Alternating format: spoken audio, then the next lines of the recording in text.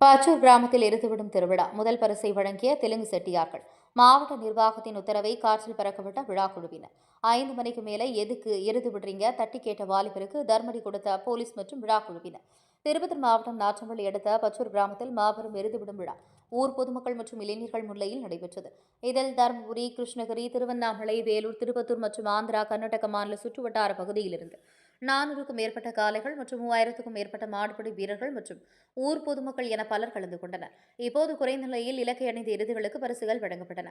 அப்படி வழங்கப்படும் முதல் பரிசு தொகையை 24 மனை தெலுங்கு செட்டியார்கள் வழங்கப்படுவதாக நோட்டீஸில் பெரிய கொட்டை எழுத்தில் போடப்பட்டிருந்தது.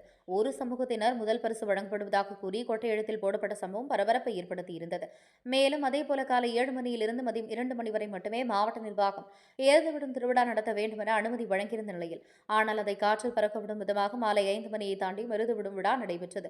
அப்போது எருதுவிடும் விழா திருவிழா முடிந்துவிட்டது என நினைத்து இருசக்கர வாகனத்தில் மந்தையின் நடுவே சென்ற வாலிபரை போலீசார் தடுத்து நிறுத்தினர். அப்போது போலீசார் அந்த வாலிபரிடம் இன்னும் எருது ஓடிக்கொண்டிருக்கிறது என்று கூறியபோது அந்த வாலிபர் எதற்காக 5 மணிக்கு மேலே இன்னும் எருதுவிடும் திருவிழா நடத்திட்டு இருக்கீங்க என கேட்டார். திடீரென அவசரப்பட்ட போலீசார் அதை ஏண்டா கேட்கிற போய் விழாக்குழுவிடம் கிட்ட கேளு என கூறி வாலிபரை தாக்கினார். அருகே நின்றிருந்த விழாக்குழுவினர் திடீரென ஆவேசப்பட்டு அந்த வாலிபரை சரமாரியாக தாக்கிய சம்பவம் பரபரப்பை ஏற்படுத்தியது. 5 மணிக்கு மேலே எருதுவிடும் திருவிழா நடத்தியதே தவறு. அதனை தட்டிக்கிட்ட வாலிபரை விழாக்குழுவினர் தாக்கிய சம்பவம் அரங்கேறியது குறிப்பிடத்தக்கது. திருப்பத்தூர் மாவட்ட கேப்டன் டிவி செய்தியாளர் சி. ரமேஷ்.